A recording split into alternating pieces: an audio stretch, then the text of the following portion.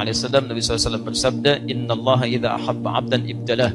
Allah itu kalau mencintai seorang hamba, dia akan diberi ujian. Jadi kalau Allah cinta pada antum, antum dikasih ujian. Ya, ingat baik-baik itu. Jadi kalau sedang dapat ujian, berarti antum sedang cintai oleh Allah Subhanahu wa taala. Pertanyaan saya begini, antum ingin dicintai Allah atau tidak? Tolong angkat tangan yang ingin dicintai Allah. Artinya kalau sedang dapat ujian, antum jangan mengeluh. Katanya ingin dicintai Allah. Begitu Allah turunkan cintanya, antum marah-marah. Ya Allah, tolong turunkan cintamu, kasih musibah. Ya Allah, kenapa saya? Katanya minta, tapi dikasih nolak, gitu kan? Dan di balik ujian itu ada pahala. Kalau nggak ada ujian, nggak akan ada pahala. Silahkan cek, pahala itu letaknya pada proses, bukan pada hasil. Ibu itu dapat pahala ketika mengandung anak. Di situ ada kesabaran, ya alhamdulillah. Di situ ada kenikmatan, di situ ada doa. Ketika melahirkan itu proses, tapi ketika lahirnya, kan di situ cuma hasil. Banyak pahalanya dalam prosesnya. Ketika lahirannya lihat bayinya, pada pahalanya. Tidak bila dibandingkan yang pertama. Yang pertama itu prosesnya. Mendidik anak itu ada pahalanya. Hasilnya jadi apa? Itu nggak ada kaitan dengan ibu. Nggak ada kaitan dengan antum ya kawan. Ini yang penting apa proses yang kita jalani, itu poinnya. Ya.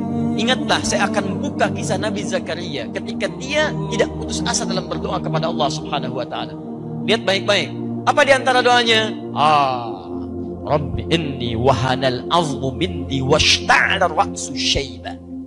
Ya Allah, saya sudah sedemikian letih fisik ini. Fisik sudah letih dan rambut sudah memutih, menyala. Ya, dilukiskan dalam balaghah menyala.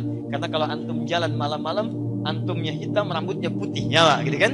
Taib. Ya, keadaannya terang, maksudnya sudah beruban. Ini saya rambut sudah memutih, fisik sudah letih, tapi sampai saat ini orang mengatakan saya mustahil punya keturunan. Dan yang lebih dahsyat, ini masih biasa. Nabi Zakaria lain, istrinya, maaf ibu, divonis monopos dan mandul. Istri divonis secara medis monopos dan mandul, suami secara klinis sudah letih fisik, rambut memutih. Pertanyaan saya, secara medis masih mungkin gak punya keturunan?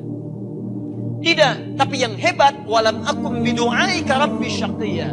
Semua mengatakan saya gak akan pernah punya keturunan, tapi saya tidak pernah putus harapan kepadamu yang tidak punya batas dalam pemberian. Ada rumus di ayat ini, kalau Anda divonis oleh manusia atau makhluk mengatakan mustahil, pekerjaan ini mustahil, penyakit ini mustahil, rezeki ini mustahil, ini tanda langsung dari Allah. Lupakan pendapat manusia, langsung hadirkan kepada Allah permohonan kita. Karena itu tanda langsung dari Allah, saking cintanya Allah kepada Anda, Allah hanya berikan langsung darinya, bukan perantara dari makhluk lagi. Paham ya? Nah, jadi poin saya, bayangkan seorang nabi dekat dengan Allah, dipuji oleh Allah, merawat perempuan yang diantara termulia, disebutkan namanya di Quran Maryam, di surah-surah ke-19, sangat dekat dengan Allah sampai disebut orang yang sangat taat kepada Allah Subhanahu wa taala.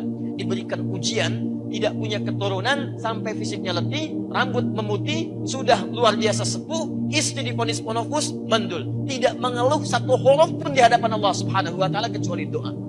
Anda, pasangan masih muda, Nabi bukan, Rasul bukan, tidak merawat seorang perempuan mulia, tidak ada surah turun dengan nama istri Anda, tidak ada ayat Quran turun dengan nama Anda, kedekatan Anda jauh dibandingkan Nabi Zakaria kepada Allah Subhanahu wa taala, dan Anda baru 6 tahun.